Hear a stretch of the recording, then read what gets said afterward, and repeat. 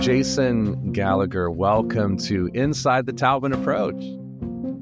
Thank you. It's very nice to be here. Jason, we were just catching up before the podcast. You live in Hamilton, New Jersey, and have quite a successful piano studio over there. Tell us a little bit about what's happening in your piano studio right now. Well, so I guess the biggest thing that's on my mind is on Sunday is the New Jersey Young Musicians Competition. And I have one family, the brother and the sister are both going in as soloists, and they're going in as a duet team. And I'm always nervous because they got second place for their duet last year.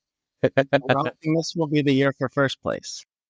Very good. Yeah, well, all the best to them. That's fantastic. So you have students participating in local competitions. That's wonderful. What else is happening?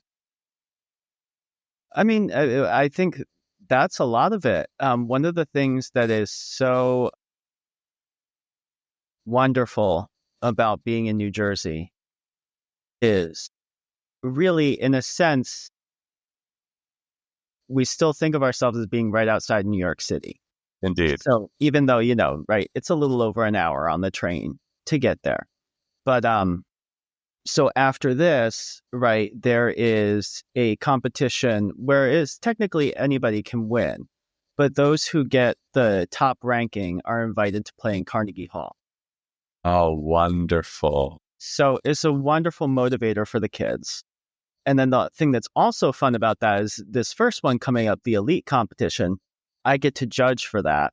And so that's really a lot of fun to hear all the other students share my advice with them. And, it's a special day. It's a lot of fun to judge. That's fantastic. And, I've heard only good things about the NJMT. I'm going to edit this. NJMTA. Yes, I've only heard good things about the NJMTA, and it's such a wonderful organization putting on really fantastic state conferences and whatnot. Are you a part of NJMTA? Yeah, so I didn't last year because I was not feeling the best the year before, but I mean, I've been a member since I came to New Jersey in 2012, but for a couple of years in the spring, we have these honors recitals auditions. So I was one of the coordinators for that event for 3 years. And that's, right, another one of these fun things where, right, the students play two pieces, actually, and they get selected for the honors recital, right, if they do well enough.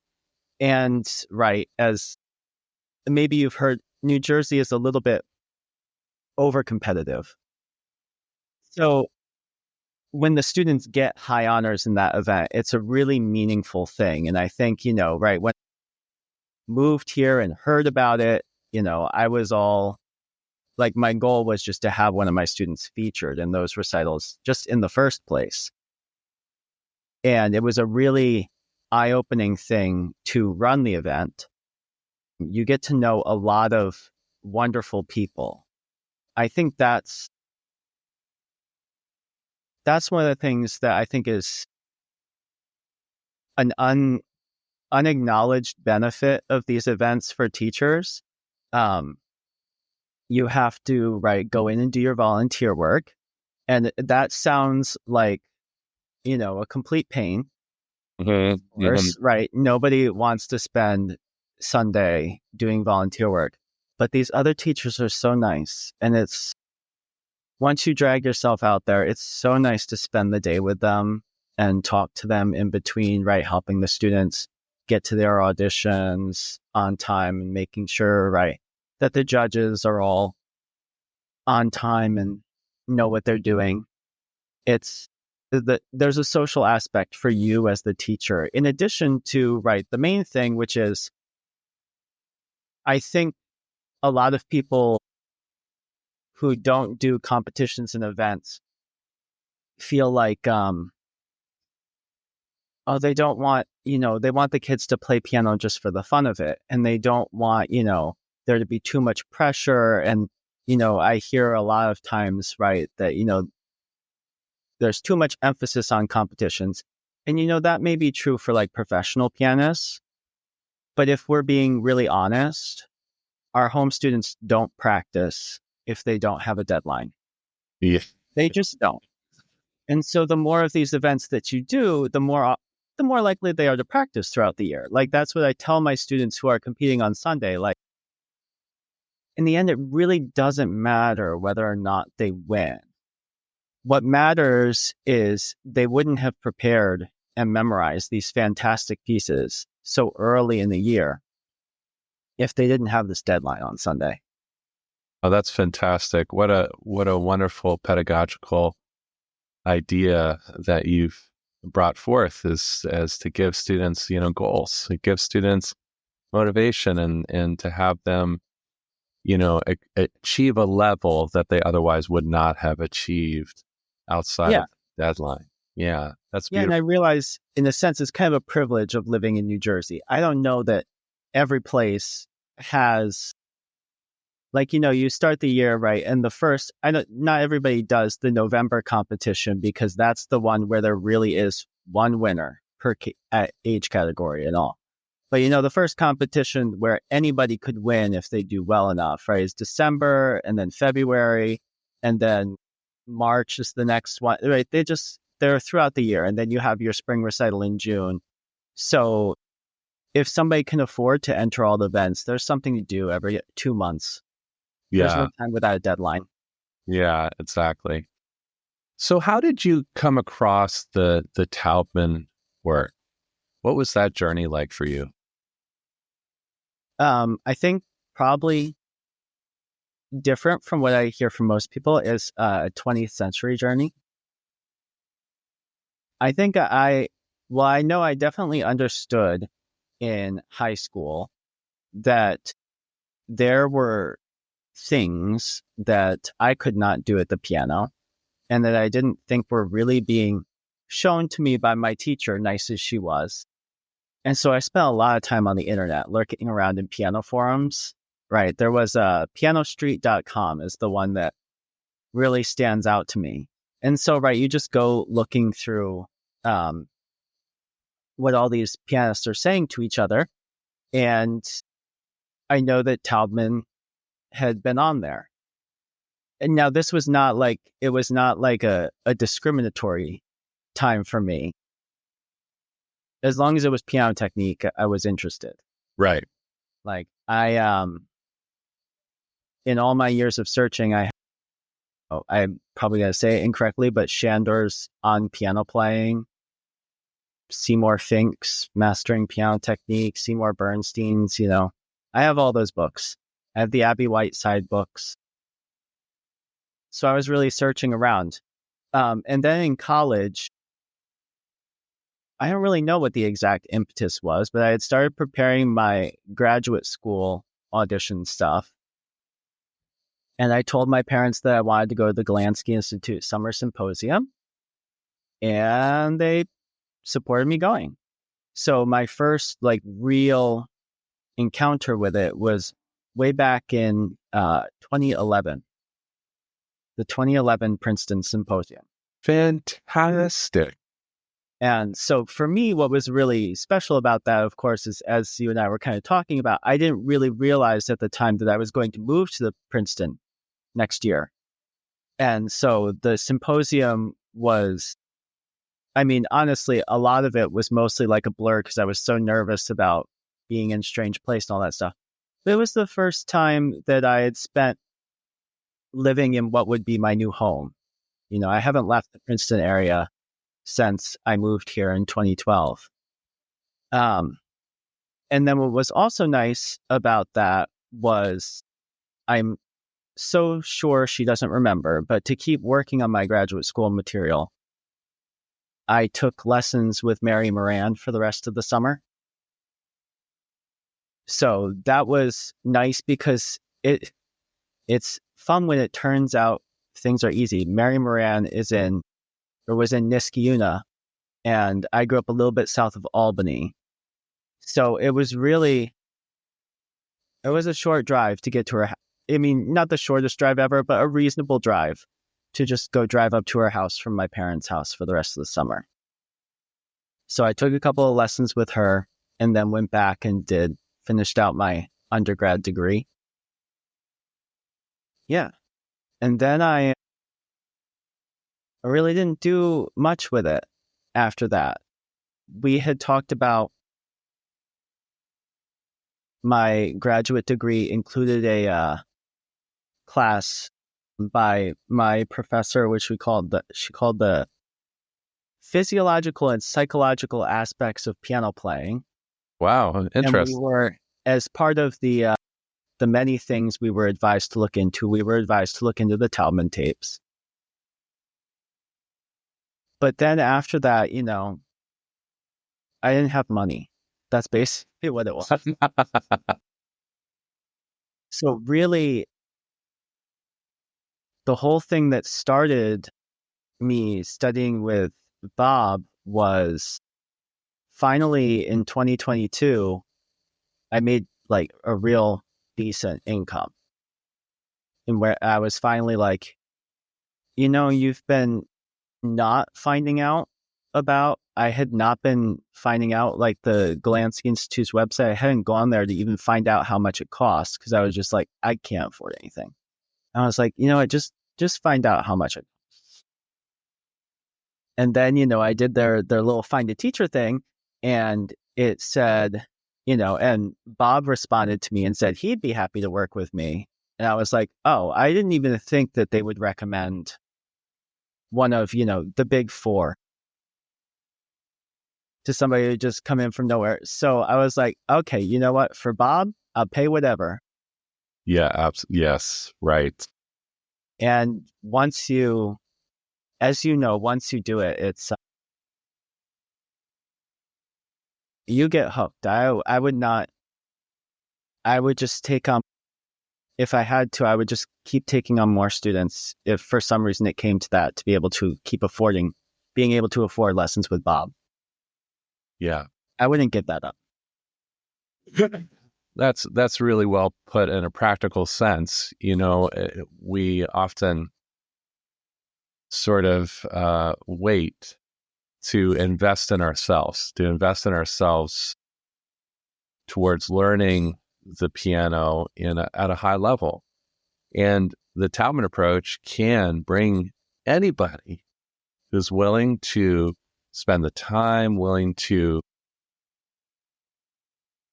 come at the approach with a beginner's mind to say, yeah, I want to learn this approach so that I can express myself at the instrument at a very high level, that I can teach at a high level. And once we're willing to invest in ourselves, it is magical. So you started studying with Bob Durso about 2 years ago? 1 year. I'm on 1 my year ago. Wow. Fantastic. And what have those lessons sort of shown you? Are you kind of approaching it as a retraining type approach, or how are you going about these lessons? Yeah, Bob put me through the program. At the beginning, right, we did the dropping, Yeah. which of course was frustrating. And we did Mozart K 333. Okay. Right, Yes. is just playing the rotation sonata. That's just the one you um we did the first movement, right? He really made me rotate on every note in the first movement. And then he kind of let me, the third movement was a little more free. And yeah, and then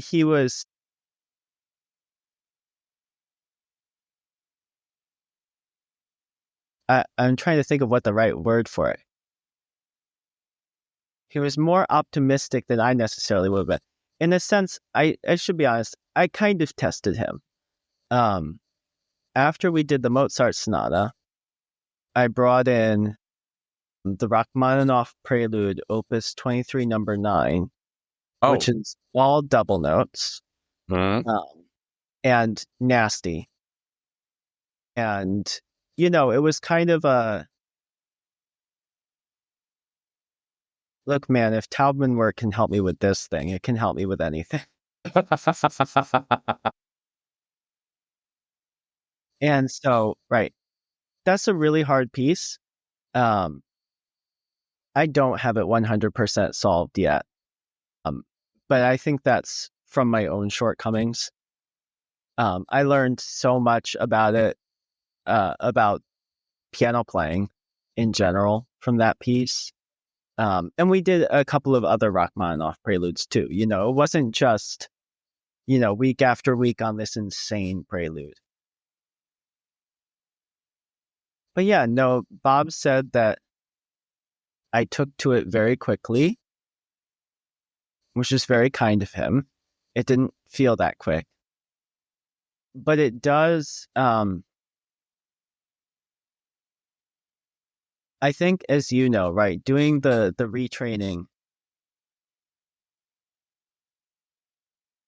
you can keep trying to put into words in different ways the way that you feel differently, but there's no real way to communicate it. I can tell you the biggest thing I have learned, in a sense, is that we use the word rotation all the time.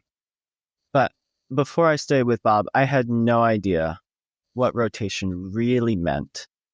And I don't think, right, it's kind of become a buzzword at places like MTNA and all that stuff. And I don't think that these other people really know what rotation means. I had read, right, there's this other kind of unauthorized self-published book by this guy, Neil Stannard, where he lays out at least his experiences with the Taubman approach. And even in there, he says that, right, rotation is like a tool to align yourself. And I'm like, yeah, it does that. But once you've gone through it, it does much more than that. Yes. Yes. And for Mrs. Taubman to discover the power of rotation, really advance the work, and then through Edna Golandsky, advance it even more. The single rotation, the double rotation is really transformative in the way we look at the playing apparatus and how it moves up and down the keyboard, in and out, shaping. Rotation really is at the foundation of all of those gestures, of all of that choreography. And that's well said, Jason. Rotation is so much more than what we see more or less at a surface level in the general parlance in piano pedagogy. With studying with Bob, how has that affected your playing? And how has that affected your teaching? How are you implementing your Taubman work with Bob Durso into your teaching and playing? Well, playing, of course, is a lot easier than it used to be. I think, right, there's somewhere where Mrs. Taubman said, you don't play the piano plays you. And when it's really going well, that's what it feels like. You don't, when nothing is malfunctioning, when everything's been figured out, it feels like the piano is already playing, like you're sitting at a player piano and you're just following along. It really takes no effort. And as far as teaching, I mean, so many ways. Right. Still kind of on the subject of playing. I am lucky enough now where, well, I used to demonstrate on a digital piano and my students would play on the grand piano. But I just bought a second grand piano this summer because there was a really great deal from one of my friends. So now I finally have 2 grand pianos side by side. Wow. So Congratulations. when you're teaching, of course, right, even if you're just demonstrating musical stuff and we're not even on the technical subject yet, it's very easy. I don't have to practice ahead of time to be able to be ready to demonstrate for them. I can just show them what I want artistically with very little effort, very little preparation. And so that, in a sense, makes teaching a lot easier. Because, there's less prep work for me. It's very easy to show the kids what I want. And as far as teaching goes, I mean, it's hard to say all the benefits. I had this kid last night, and he was struggling with a easy version of The Entertainer.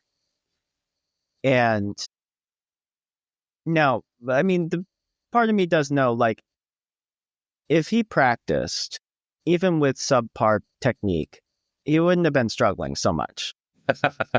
But, when you're in there in the moment, there's nothing I can do that's going to go in the past and make him have practiced for today. And so I could just see how much things were bothering him. And I just said to myself, even though it seems a little pedantic, we're going to rotate. And so, I showed him within the context. What's really nice about the theme when it's simplified is it's all single rotations. And you could watch with just the work we were doing together, how much easier it got for him to play this piece. And then I had, my student who's preparing for this competition, right? He has taken very well, of course, to learning about rotation stuff. So you can talk about, right, when there's a note you can't hear a lot, that pretty much always says to me now, right, you didn't rotate. And you can tell when you slow it down, right, that he never actually did, the preparatory motion for the double rotation, and he's off too far, off balance, and you can fix it. I feel like I know the traditional form of teaching would have said, student, this is uneven, right? I can't hear all your notes. I want rhythm variations. I want accent variations. I had a friend who used to advise, or I mean, she still advises, right, her students to practice their passage work by playing every note twice, staccato. So you hear every note doubled. And, just all these things where I feel like it's so nice from the Taubman work to just say, hey, do this one small thing here and it's fixed. Yeah, right. Who wants to spend, I don't know why people want to spend 10 minutes doing all sorts of rhythmic variations. And I guess that's another thing, one of the first things you learn if you've gone to a good pedagogy school is do not expect the student to do anything at home that you haven't done in the lesson. So now you're also caught up with, not only are we going to waste this huge amount of the students' practice time telling them to do rhythms, I have to sit here and listen to them do rhythms. And I really don't want to do that either. It's so nice to just directly fix it. And what's nice about the Taubman approach is that you do fix it. A lot of the things, I think one of the things that's most frustrating about Taubman lessons is we can't take them every day. So, right, when you go in and I work with Bob on, some things are just fixed in the lesson. They don't really need rehearsal. And other things need 1 to 2 days of rehearsal. So for us as students ourselves, that can get a little bit frustrating because then you have to wait the other week and a half until you get to ask more questions. But as a teacher, knowing that you can make a difference in this lesson, even if this kid decides they're not going to practice this week, that's really nice. Yeah. Yeah, absolutely. And brings efficiency and artistry to a whole new level because it's using our natural abilities. It's using our natural physiology towards playing the piano. And to your point, I love that idea of the piano really playing you, so to speak. It's effortless. It becomes effortless for both the teacher and the student. That's well said, Jason. So what are you excited about? And what new discoveries are you experiencing right now as you continue to learn the Taubman approach? Yeah, well, one of the things I've been working lately with Bob on Papillon, and in the second little, I don't know if you want to call it, it's not a theme and variations. It's just a bunch of just like small pieces, right, joined together. Yeah. So I don't know what you want to call it. But in the second one, you have to do these awful descending octaves where none of them are next to each other. Yeah, right. And it's one of those times where you want to, go into the past and be like, really, Schumann, what were you thinking? Why is this a good idea? But we really took it apart and examined, I wasn't really rotating to the degree I thought that I had been. And there's always, obviously, right, at the core, it's still rotation. But there's a different way of talking about it and putting about it. Like in this case, right, we talked about, right, staying longer on the pinky to help me feel the connection in the left hand and, thinking thumb to thumb in the right hand. There's different ways you can think to encourage the fundamental motions to happen correctly. And then we were also talking about this other section of the piece later with some chords. I don't remember what number it was, but I had been struggling with like one or two measures. And so, right, he recommended this, right, really fantastic fingering, which that's another thing. Right. You need all the fundamental motions, but man, you get some really inventive and genius fingerings from a Taubman teacher. But as we were doing that, he's like, play those chords again. And we found that even though we'd had this discussion like a million times, that I was still right grabbing onto the chords with my fingers. And right, it was really helpful. He said, feel all the power come from your arms, right? Not your fingers. And that was a really useful way to put about it. And, got me more to thinking about, the role of the fingers in general in playing. Yeah. So I feel like, I had talked to one of my friends, about going to, the symposium this year, right? So I went to viewed the online symposium. In our world of technology, the term "went to" means a lot of things nowadays. But and she asked me, "What did you learn anything new?" And I guess part of me wants to say, it's not really the point. There's a saying somewhere. I have no idea where I got it from, but I should probably find out because it's a very useful saying. And the saying is, A master is somebody who knows the basics better than anybody else. Mm.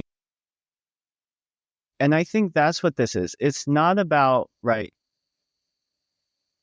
you're learning something new in terms of learning a new context or a new possible way to use something that you already know about. But yeah, learning something new isn't exactly the point. It's deepening your knowledge and your understanding of what you already know. That is beautiful. Yeah, and certainly that happens at the Golandsky Institute with these master Taubman teachers. And it's such an exciting time in the Taubman work because I feel like, even though it's maybe not the point, I'm learning something new every day as I kind of approach new music and new ways of teaching this approach, new ways of experiencing this approach, and really enlivening the vision of what is possible for my own playing and my own teaching. Jason, thank you so much for being with us today on Inside the Taubman Approach. And it's such a joy to talk to you. And we're going to get together for coffee because you don't live that far away from me. Sounds good. Thanks, Jason.